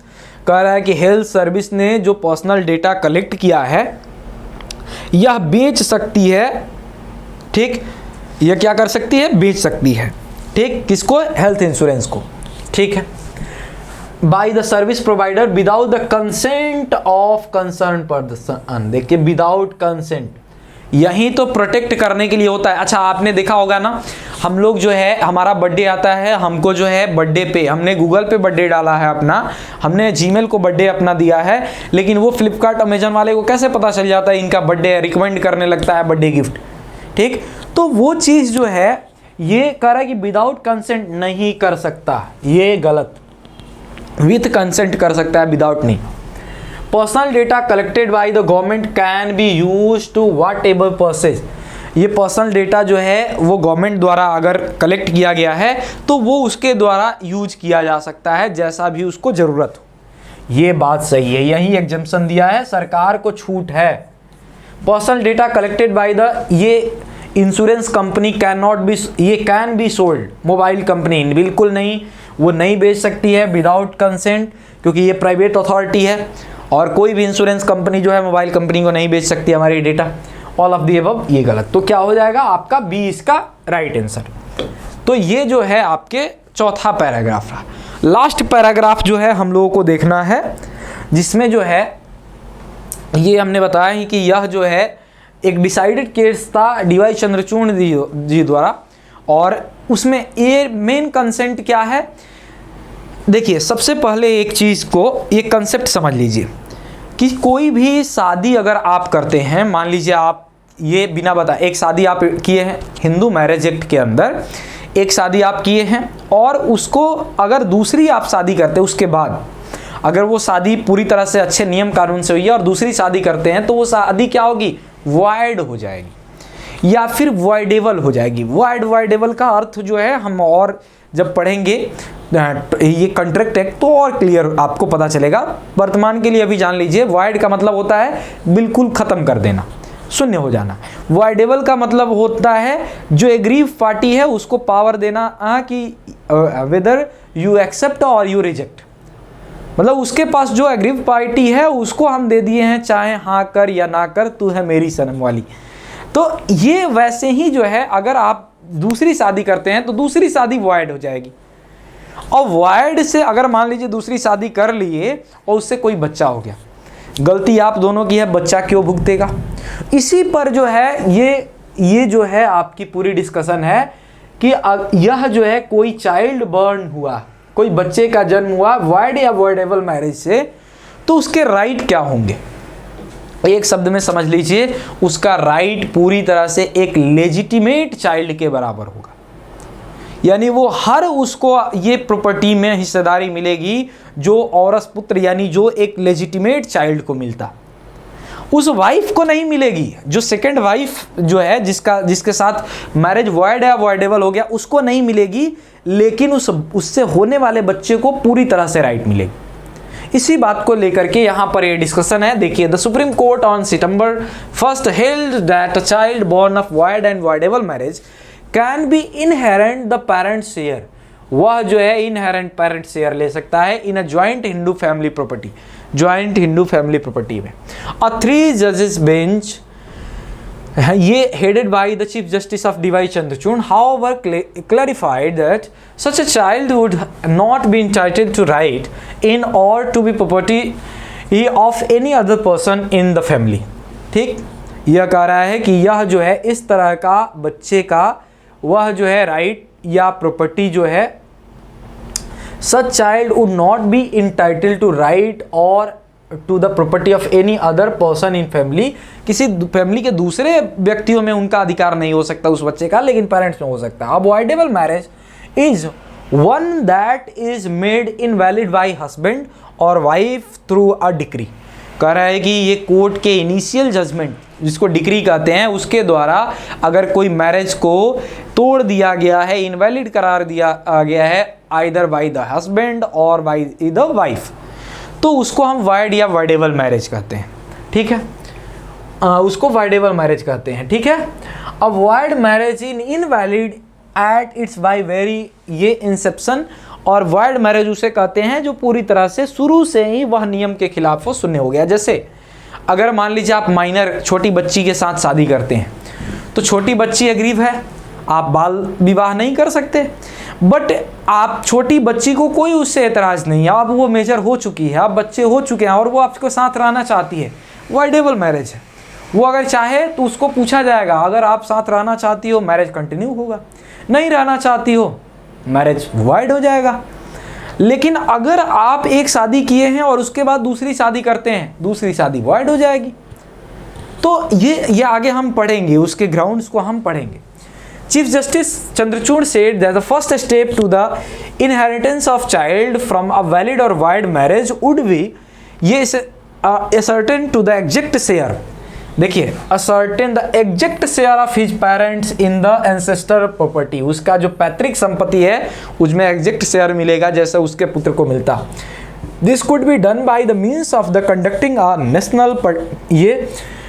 notional partition of the ancestor property and calculating how much of property the parents would have got ये immediately before his death, और उस property में से उसको मिलेगा, calculate किया जाएगा कि जो पेरेंट्स हैं वो अपने इमीडिएट डेथ के पहले तक जितनी प्रॉपर्टी बनाए हैं, जैसे मान लीजिए हम हैं और हम जितनी प्रॉपर्टी एक्वायर करते जाएंगे या एंसेस्ट्रल प्रॉपर्टी में जो मुझे शेयर होगा वो प्रॉपर्टी जो एक्वायर मुझे मिली है प्लस जो हम अपने से बनाएंगे, हमारे डेथ तक जितनी प्रॉपर्टी होगी उसमें जो है वो अनुपातिक रूप से नोशनल ये डिवीजन करके और जो उसका हिस्सा बनेगा उसको मिलेगा। ठीक, कोई भेदभाव नहीं। ठीक है, once the share of deceased parents is property is ascertain through the such a notion ये null partition his heirs include his ये children by the means of void or valid ये voidable marriage would be entitled to their ये portion in the share। The Chief Justice said the Section 16 of Hindu Marriage Act has been statutorily conferred the legitimacy of children born out of void and voidable marriage। ये जो है ये Section 16 में इसकी बात किया जाता है, इसके legitimacy की बात किया गया है। In fact, Chief Justice Chandrachud pointed out that Section 16(3) stipulated that the children from the void and voidable marriage would have a right to their parents property। और वो उसमें ये चर्चा करते हैं कि Section 16 का जो है क्लॉज 3 है, जो सब सेक्शन 3 है, वो बताता है कि voidable मैरिज से जो होने वाले बच्चे होंगे उसको किस तरह से पेरेंट्स की प्रॉपर्टी में शेयर मिलेगा। The court said that the intent of the granting legitimacy to such children in the Hindu Marriage Act should also be reflected in the Hindu Succession Act which governs inheritance। और यह जो है चीज Hindu succession act में भी दिखेगा। Children from void and voidable marriage come within the ambit of legitimate kingship and cannot be regarded as the illegitimate by the Hindu Succession Act when it comes to the inheritance। वह जो है उनको legitimate जो है kingship के अंदर रखा जाता है और उसको जो है उसके संपत्ति से दूर नहीं किया जा सकता है। ये हिंदू सक्सेशन एक्ट भी बात करता है। द केस बिफोर द 3 जजेस केस वाज ये फोकस्ड ऑन द ये amended provision of the Hindu marriage act section 16(3). The case was referred to the larger bench in 2011 to division bench to apex court refuse to follow fast precedent and the ये campaign to the cause of children born out the legitimate marriage with the changing social norms of the legitimacy to every society including ours, but the illegitimate in the past may be ye legitimate today। The accept of the legitimacy stem from the social ye consensus in the ये shaping of which various social group play in the vital role। और इसमें बस एक ये जो है observation दिया गया है कि पुराना जो जिस समय ये लेजिटिमेसी नहीं दिया जाता था उसको हम बदलना चाहते हैं और ये डिसीजन जो है ये समाज को नया नॉर्म्स स्थापित करने की कोशिश करेगा। तो इसमें बहुत कोई बात है नहीं। ड्यूरिंग द हेरिटेज ये जस्टिस गांगुली जो है इस पे बात करते हैं, ठीक है। ड्यूरिंग द ये hearing on the reference chief justice Chandrachud had agreed with the division bench and finding that children from the void and voidable marriage had the right over the property whether the self acquired or the ancestral। और ये D Y Chandrachud जो है इस पे बात करते हैं कि बच्चे को राइट होगा एंसेस्ट्रल प्रॉपर्टी में भी और एक्वायर्ड प्रॉपर्टी में भी, ठीक। ये बात जो है दिया गया है और ये आपको इसका लिंक दिया गया है, ये कहाँ से जो है ये उठाए हैं ये पैसेज को। तो ये लेजिटिमेसी की बात करता है। सिंपल एक चीज़ इसके आपके केंद्र बिंदु में रखना है कि कोई भी अगर ये वॉइड या वॉइडेबल मैरिज से भी ये जन्म हो रहा है बच्चे का तो वह जो है ये उसको मिलेगा, राइट, उसको मिलेगा, ठीक। चलिए तो यहाँ पर अब देखिए कुछ लंबे लंबे क्वेश्चंस हैं ये, लेकिन आसान क्वेश्चन है। थोड़ा सा ये रीजनिंग को मिक्स करके और ये क्वेश्चन टाइप का ये बना दिया है। चलिए कोई बात नहीं, देखते हैं हम लोग। कह रहे हैं कि Asima and Ashok got married in each other in the traditional Hindu ceremony in Kolkata. Asima और अशोक दो लोग हैं, इनकी शादी होती है कोलकाता में। After which both move to the USA, दोनों यूएसए चले जाते हैं। देखो हम यहाँ पर बना दे रहे हैं, ये असीमा है और यह जो है अशोक है, ये अशोक है, ये जो है ये अशोक है, ये असीमा है। ये इनको हम कर दे रहे हैं ये प्लस और इनको ये कर दे रहे हैं माइनस, ठीक। ये वाइफ है, ये हस्बैंड है। Where Ashok had a job in USA they had a child, उसको एक बच्चा होता है, नेम है उसका गोपाल। इनसे एक बच्चा है, ये नेम है Gopal. Many years later, Asima found that Ashok was already married to the Sushma before wedding in Kolkata। अब पता चलता है कि अशोक तो पहले से एक इनकी वाइफ है जिसका नाम क्या है, यह इसका नाम है सुषमा। ये जो है सुषमा जो है ये पहले से वाइफ है इसको, और ये कलकत्ता में शादी के पहले से। तो ये पता चला कि इनकी जो है क्या हो गई, दो वाइफ हो गई, दो वाइफ हुई, ठीक। Ashok and Sushma also has ये चाइल्ड फ्रॉम देयर मैरिज, और इनसे भी एक चाइल्ड है, इनसे भी बच्चा है। बहुत रंगीन आदमी है ये, देख लो, इनसे भी एक बच्चा है जिसका नाम लिख देते हैं हम लोग, क्या है, अर्पित। ये अर्पिता है, चलो अर्पिता है। अब ये बात तो समझ में आ रही है ना, केवल घुमाया है। देखो इनसे जो है दोनों से मिल करके, और ये गोपाल जी हैं, और इनसे जो है दोनों मिल करके, और ये अर्पिता जी, ठीक। तो यहाँ पर अब ये देखिए, Arpita who is older than Gopal by 4 years, 4 साल बड़ी है। अशोक एक्सप्लेन टू असीमा, अशोक जो है असीमा को समझाता है that although he had the intention to ये cheating on her, he had to keep his marriage to Sushma a secret since his parents would have been never agreed as Sushma belonging to the different caste। अब वो उसने कहा कि इसलिए हमने ये अपना शादी छुपाया था क्योंकि सुषमा जो है दूसरे कास्ट की थी, पेरेंट्स मान नहीं रहे थे। आप ही लोगों वाली कहानी है। तो ये अब देखिए असीमा इज शॉक, सुनकर के असीमा शॉक हुई and learn that marriage of Ashok is void age पर। और जो ही देखिए पहली शादी तो सुषमा की है, दूसरी शादी असीमा के साथ है, असीमा की शादी क्या हो गई, वाइड हो गई, क्योंकि शादी एक ही हो सकती है। तो यह जो है वाइड पर से Hindu marriage act since Ashok was already married before their wedding she is trying to explore the possibility to show. अब जो है वो इधर उधर घूमना शुरू की और वकील पकड़ना शुरू की। क्यों? क्योंकि गोपाल जो है does not lose his inherent forms his father side of family. क्योंकि गोपाल जो इन दोनों का लड़का है, ऐसा ना हो कि गोपाल को कुछ ना मिले, उसको प्रॉपर्टी में हिस्सा मिले, क्योंकि फादर तो यही है। मैरिज ऑलरेडी इनका वॉइड हो गया, तो अब इसके कारण से जो है ये जाती है, अब कह रही है कि क्या करना चाहिए। अब इस पैसेज के अनुसार जो है गोपाल के राइट्स क्या हैं। देखिए ऑप्शन ए कह रहा है गोपाल कुड क्लेम द ये entirely of Ashoka share of the ancestral property. कह रहा है गोपाल जो है यह क्लेम कर सकते हैं। दूसरा Gopal would inherit the entire ancestral property as only son of Ashoka. कह रहा है कि गोपाल को पूरी प्रॉपर्टी मिल जाएगी। तीसरा कह रहा है देखिए Gopal would inherit the share from within Ashoka share to full ancestral property without the prejudice to the inheritance to other legal heirs including Arpita. कह रहा है कि अशोक का जितना शेयर बनता है उनके पिता का, उसमें से बिना अर्पित का हिस्सा काटे दोनों को जिनका इतना हिस्सा बन रहा है उनको मिल जाएगा। यानी इस प्रॉपर्टी मिलेगी अर्पिता को भी, गोपाल को भी। यही तो है ही, ये तो अपना ये 100% इसको मिलना चाहिए क्योंकि यह जो है लेजिटिमेट है, और यह भले शादी से वॉइड हुआ है लेकिन फिर भी मिलेगा क्योंकि लड़का है।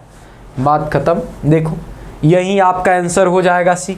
तो भले क्वेश्चन में बहुत घुमाया है पढ़ने में, अब ये जो है थोड़ा सा आपको टाइम लगेगा, लेकिन थोड़ा सा फास्ट रीडिंग करिएगा, समझ में आ जाएगा। कहीं भी दिखे वॉइड है मैरिज, कोई फर्क नहीं है, प्रॉपर्टी मिलेगा। अगला देखिए इन द फैक्ट सिनेरियो, जो ऊपर वाला हमने देखा था, consider the property that is purchased by Ashok from the own ये earning of USA thereby not making it part of ancestral property but instead falling in the category of self acquired property upon Ashok death would who would be stands right over the said property। अब कह रहा है कि अच्छा ancestral property के अलावा USA में उन्होंने कुछ प्रॉपर्टी एक्वायर किया, अब उनके डेथ के बाद वो प्रॉपर्टी किसको मिलेगी। कह रहे कि उसके बाद यह प्रॉपर्टी किसको मिलेगी। अब हिंदू सक्सेशन एक्ट आपको जो है ये हमने पढ़ाया नहीं है, जब आप पढ़ेंगे, जब ये हिंदू सक्सेशन एक्ट जब आप पढ़ेंगे तो उसमें आपको पता चलेगा। तो यहाँ पर आप देखोगे कि अगर इसकी बात किया जाए कि प्रॉपर्टी जो है किसको मिलेगी, ठीक, तो यहाँ पर प्रॉपर्टी में ये देखोगे कि जब भी इसमें 3 लोग थे, देखिए एक जो है ये असीमा है, अशोक है, सुषमा है, अर्पिता है, ठीक, और गोपाल है। अब यहाँ पर ये असीमा तो हो गई वॉइड हो गई, मतलब इसका तो राइट नहीं है, लेकिन इसके बेटे का राइट है। और प्रॉपर्टी जैसे बढ़ती है, जैसे मान लो कि अगर मान लीजिए कि हम हैं और मेरी मैडम श्री है, जितनी प्रॉपर्टी हम एक्वायर किए तो प्रॉपर्टी बचेगा, अगर मेरे 2 चुन्नू मुन्नू है तो प्रॉपर्टी बचेगा 3 भाग में। 3 भाग में क्यों सर? क्योंकि एक हिस्सा मिलेगा वाइफ को और बाकी एक हिस्सा मिलेगा चुन्नू मुन्नू को। तो वैसे ही यहाँ पर आप देखोगे इनकी वाइफ जो है एक सुषमा है, उनको मिलेगा, उनकी लड़की जो है अर्पिता है, उनको मिलेगा, और गोपाल भले ही उस वाइड मैरिज वाले के हैं जो वाइफ का अब दर्जा उनको नहीं है, तो गोपाल के मम्मी को नहीं मिलेगा लेकिन गोपाल को मिलेगा। तो ये 3 लोगों को मिलेगा क्योंकि ये लीगल हेयर है। असीमा को नहीं मिलेगा क्योंकि असीमा के साथ मैरिज जो है वो वॉइड हो गया, तो उनको नहीं मिलेगा, ठीक। चलो आगे देखते हैं। Based on the reading of passage how did the Hindu marriage influence the outcomes of the ये केस ऑन द इनहेरिटेंस। कह रहा है कि आपको ये पैसेज ये देख करके कैसे लगा, किस तरह से जो है हिंदू मैरिज एक्ट को ये इन्फ्लुएंस करेगा यह आउटकम, तो यह जो है आपको बताना है कि यह जो है इन्फ्लुएंस किस तरह से करेगा। ठीक, चलिए इसको आप बताइए। तो अगर आप देखोगे यहाँ पर amended provision of Hindu marriage act grant the legitimacy of children from the ये voidable marriage and therefore the logic should be extended to children born the voidable and void marriage Hindu succession act. कह रहा है कि यह जो है provision amend करता है हिंदू मैरिज एक्ट का। दूसरा कह रहा है कि amended provision of Hindu marriage act give the legitimacy of second marriage, यह जो है सेकंड मैरिज को लेजिटिमेट करता है, गलत बात। फिर कह रहा है the amended provision of Hindu marriage act grant the legitimate status of children from the wide marriage, ये सही बात है क्योंकि यह जो है उस चिल्ड्रन को लेजिटिमेसी देता है जो वाइड या वाइडेबल मैरिज से हैं।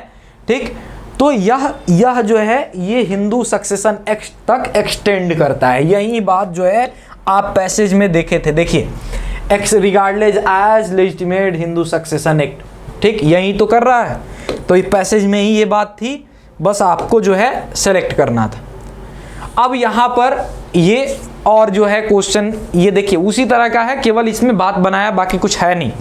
ठीक, देखिए 12 ईयर ओल्ड जो है ये कौशल्या, वह जो है मैं उसको ये करा was married of to 23 years old, ये दशरथ जो है 23 साल के हैं और कौशल्या जो है 12 साल की है, उनका मैरिज हो जाता है। अब हम बताए ना कि अगर माइनर से शादी करोगे तो उसके जो है पास यह पावर रहेगा, चाहे हाँ करेगी चाहे ना करेगी। तो यह देखो यह जो है छोटी बच्ची है, ये कौशल्या, ये दशरथ जो है ओल्ड है। तो ये जो है हर ये maternal home of Uttar Pradesh के अंदर ये जो है ये की घटना है। She completed her education after her marriage he went to got a job and teacher, अपनी शादी के बाद वो पढ़ाई कंप्लीट करती है और बीएड करके उसको जॉब मिल जाता है टीचर का। The government school, Dasharath family however was the oppose to taking up the job outside the house, वह जो है घर से बाहर जॉब करने के लिए दशरथ की फैमिली मना कर रही है। Instead that she used stay at home and look after the 2 years ये सन, और कह रही है घर रहो, रोटी बनाओ, 2 साल के बच्चे को खिलाओ। ठीक, राम, अब देखिए इसके 2 जो है बच्चे हैं, क्या कौन कौन, राम है एंड लक्ष्मण है, 2 बच्चे जो हैं इनके हैं, राम और Lakhan. Kaushalya however was very excited about the starting her new job, लेकिन कौशल्या जो है जॉब के लिए बहुत एक्साइटेड है, वो जॉब करेगी। एंड साउट द ये advice from her younger sister, और अपने जो है छोटी बहन से जो है वह यह इस पे सलाह मांगती है। ठीक, और उसका नाम है वर्षिनी, उसकी जो सिस्टर है वर्षिनी से। हु आज ये training to be a lawyer, जो क्या रहती है, एक वकील रहती है। वर्षिनी ये advice her that since he was married before the turn 18 कह रही कि वो 18 साल से पहले आपकी शादी हुई थी, इसलिए आपकी मैरिज क्या है, वो वाइडेबल है, आप चाहोगी तो मैरिज तोड़ सकती हो। She could get it annulled Kaushalya who was not very happy in her marriage, already Kaushalya भी बहुत खुश नहीं थी उस शादी से। कंसिडर द ये option about the word that her son may lose their inheritance, लेकिन उसको डर सता रहा है कि अगर शादी तोड़े तो पता नहीं मेरे बेटे को धन संपत्ति में हिस्सा मिलेगा कि नहीं। ठीक, सेलेक्टेड द ऑप्शन, कह रहा है कि अब यह ऑप्शन करिए, कितना आसान है। देखिए इतना घुमाया, बात वही है, शादी तोड़ लेगी मतलब वाइडेबल मैरिज, सन को मिलेगा कि नहीं, जरूर मिलेगा। अब देखो वही चीज, Kaushalya children can not inherent Dasharath ancestral property but can inherent his self acquired property. Both Ram Lakhan can ये be inherent their father share of the ancestral property irrespective of the voidable status of their ये parents marriage.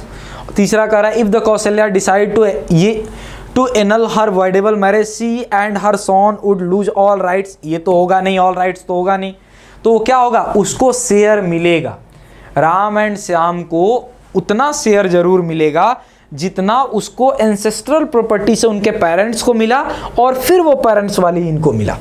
ठीक, यानी हमने बोला ना कि कोई संपत्ति हो, चाहे सेल्फ एक्वायर्ड हो या इनहेरेंट हो, अगर डेथ के समय तक जितनी संपत्ति होगी फादर के पास, वो सारा संपत्ति ये ट्रांसफर होगा, जो भी नोशनल रेशियो होगा उसमें। ठीक, तो ये तो हो गया। चलो अगला देखो, अगला question, Ajay is married to 2 womens. ठीक, ये दो जो है ये महिलाओं से शादी होते हैं। बहुत रंगीन आदमी है इसीलिए कलरफुल कर दिए इनको। दिया और रिया से शादी होता है। Both don't know each other, दोनों को एक दूसरे का पता नहीं है। ही वॉज मैरिड टू दिया फर्स्ट, पहले दिया से करते हैं। ये हो गया अजय, और अजय में इधर ये इनका शादी पहले हुआ दिया से, ये हुआ दिया से, ये पहली है। और ये जो है उसके बाद जो हुआ होगा रिया से, ये रिया जो है इनकी दूसरी वाइफ है। अब खुद ही आप बताओ कि वॉइडेबल या वॉइड कौन होंगे? ये रिया। ये तो पहली वाली ओरिजिनल है, पहला तो ओरिजिनल है, दूसरा करोगे फर्जी हो जाएगा, तो ये फर्जी। बोथ ये were both around 23 years old age and studying together in college, दोनों कॉलेज में एक साथ पढ़ती है। देखो कितना पारिवारिक माहौल है। दे हैव नो चिल्ड्रेन, उसके जो है कोई बच्चे नहीं है। ही लेटर गॉट मैरिड टू रिया, बाद में जो है ये रिया को क्या हुआ, शादी, रिया से उसने शादी कर लिया। इन अ टेम्पल, मंदिर में, ठीक। And she has no idea about the first marriage with Diya, उसको जो है रिया को पता नहीं था कि इनकी पहली शादी दिया के साथ हुई है।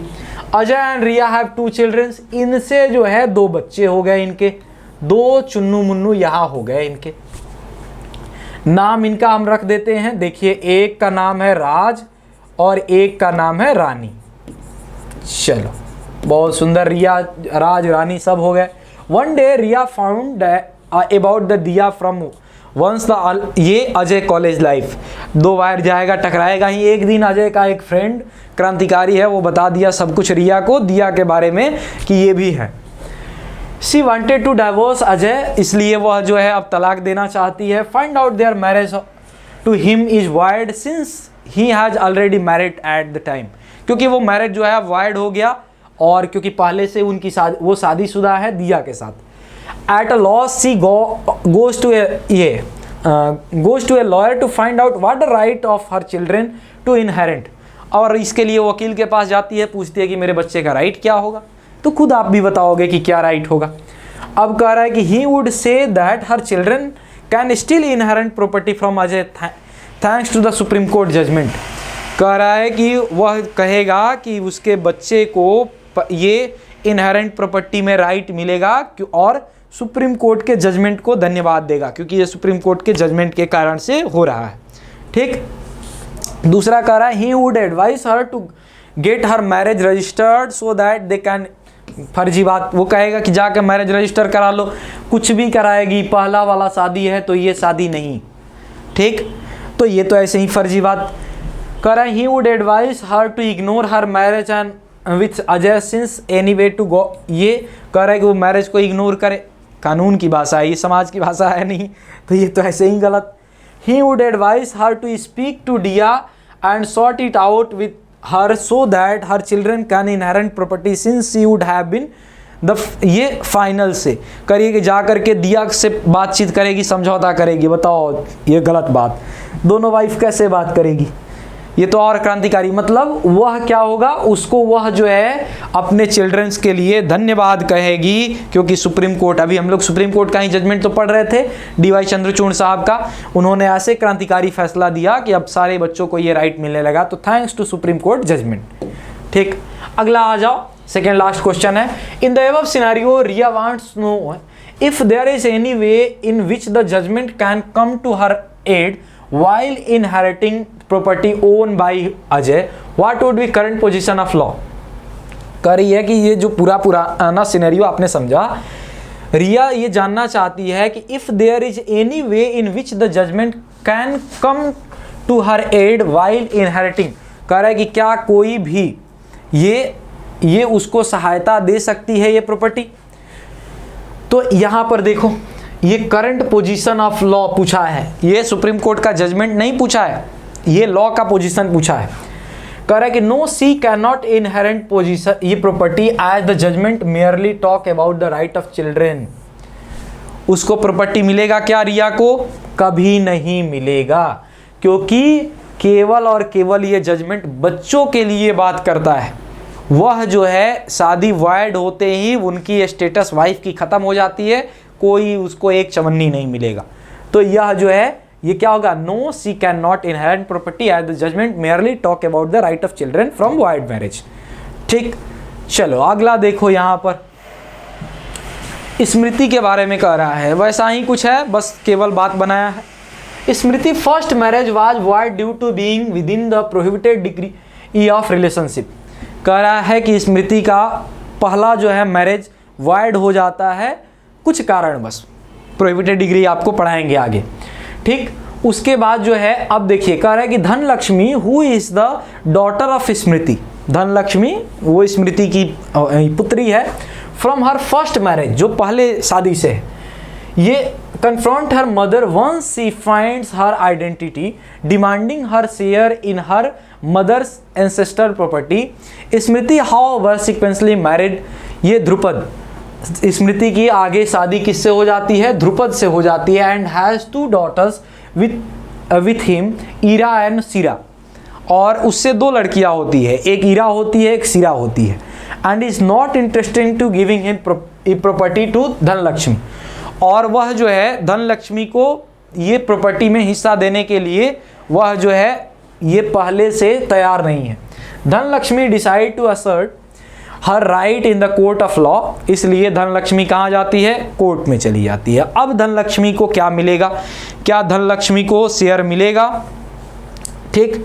तो देखिए कह रहा है कि Dhanlaxmi would not have any right to her mother's share of property since the right of inheritance ये pertain only to the father's share of property। कह रहा है कि धनलक्ष्मी को कोई शेयर नहीं मिलेगा क्योंकि वह जो है ये आप देखोगे कि वह केवल जो फादर के शेयर में ही प्रॉपर्टी ही मिलता है। चलो एक बात ये हुआ, Dhanlaxmi could demand the notional portion to get share from the Smriti portion of their ancestral property। अब कह रही है कि यह जो है धनलक्ष्मी डिमांड कर सकती है अपने मम्मी के एंसेस्ट्रल प्रॉपर्टी में। तो अगर आपको हमने बताया ना कि अगर मान लीजिए इसमें ये जो है स्मृति, इनके पास प्रॉपर्टी कितनी है, फर्स्ट मैरिज टूटा होगा या फर्स्ट मैरिज से, तो उसके जो भी लड़के होंगे तो लड़कों के अलावा उसमें एक शेयर इसका भी होगा, तो जो वो शेयर मिला है उसका शेयर में से धनलक्ष्मी को मिल जाएगा।